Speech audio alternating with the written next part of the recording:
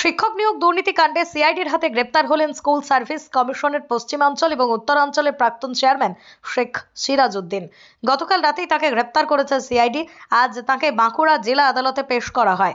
এর আগে একই মামলায় গত 21শে ফেব্রুয়ারি শেখ সিরাজউদ্দিনের স্ত্রী জেসমিন খাতুনকে গ্রেপ্তার করেছিল সিআইডি।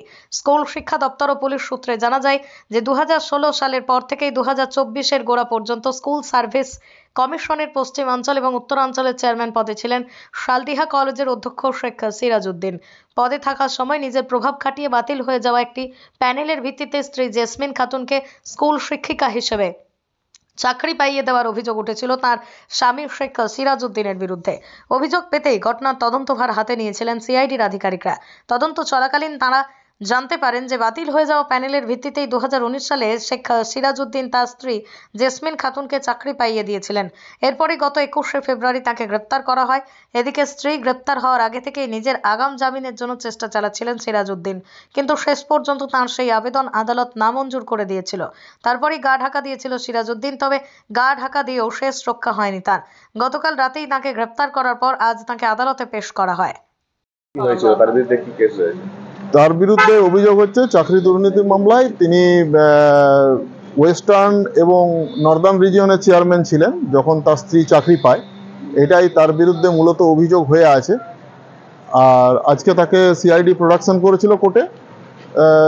7 দিনের পিসি চেয়েছিলেন, তো সেই পিসি জজ সাহেব অ্যালাউ করেছেন। 7 দিন না, ওনাকে 27 তারিখে আবার প্রোডাকশন করা হবে কোর্টে। তার বিরুদ্ধে কি কি মামলা রয়েছে? তার বিরুদ্ধে চাকরি দুর্নীতির মূলত যে অভিযোগ সেটা তার বিরুদ্ধে আছে।